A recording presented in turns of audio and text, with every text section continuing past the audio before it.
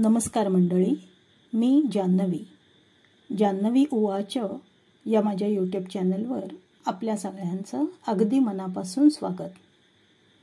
माझ्या आजच्या लेखाचं नाव आहे बचत कालबाह्य होते का. बघा, माझा आजचा लेख आवडतोय का? आवडला तर लाईक करा, शेअर करा आणि सबस्क्राईब करा. धन्यवाद. आपल्या आधीच्या 1-2 पिढ्यांचा विचार केला तर एक गोष्ट लक्षात येते. त्या काळी घरात माणसं जास्त असत. एकत्र कुटुंबात कमावणाऱ्या हातांपेक्षा खाणारी तोंड जास्त असत. साहजिकच खर्चाची तोंड मिळवणी करताना त्यांच्या नाकी नऊ येत असणार. अगदी पै जोडण्याची त्यांची धडपड असणार. संसाराची सुरुवात करताना लागणाऱ्या अगदी छोट्या चमच्यापासून ते चैनीच्या वस्तूंपर्यंतचा त्यांचा प्रवास हा असाच छोट्या छोट्या बचतीमधून झाला होता.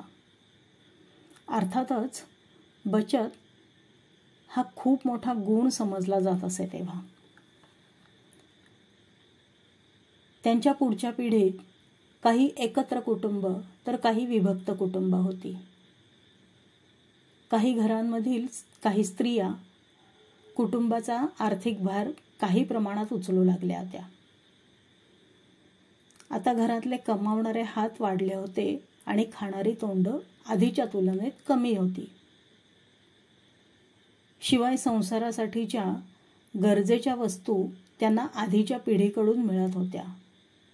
म्हणजे कढया, पातेली, परात, ताटवाट्या या वस्तू नव्याने घेण्याची गरज नव्हती. आता ही पिढी मुलांच्या शिक्षणाच्या बाबतीत सजग झाली होती.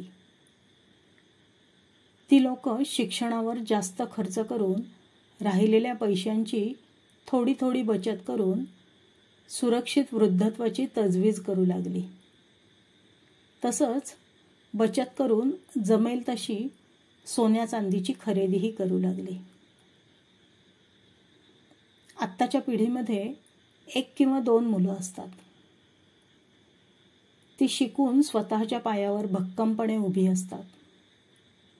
बहुतेकांना त्यांच्या आईवडिलांनी स्वतःच्या घरापासून सगळं काही दिलेलं असतं.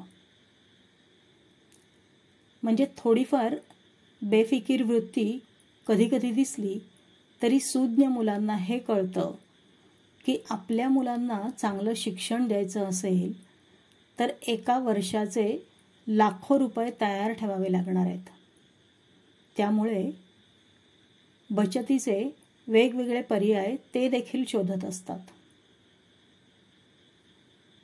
हे सगळं झालं मध्यमवर्गीय लोकांबद्दल.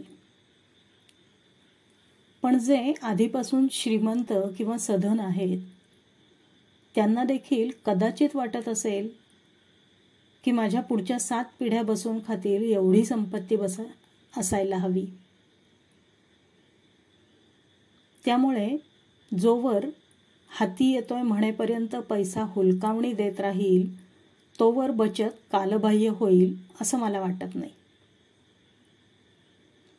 ज्यांना फक्त आजचा क्षण खरा असं वाटतं किंवा जे फक्त वर्तमान काळातला आनंद उपभोगतात आणि भविष्यात जे काही होईल ते तेव्हाचं तेव्हा बघू अशी ज्यांची वृत्ती असते ते मात्र कधीही बचतीच्या भानगडीत पडतच नाहीत. धन्यवाद.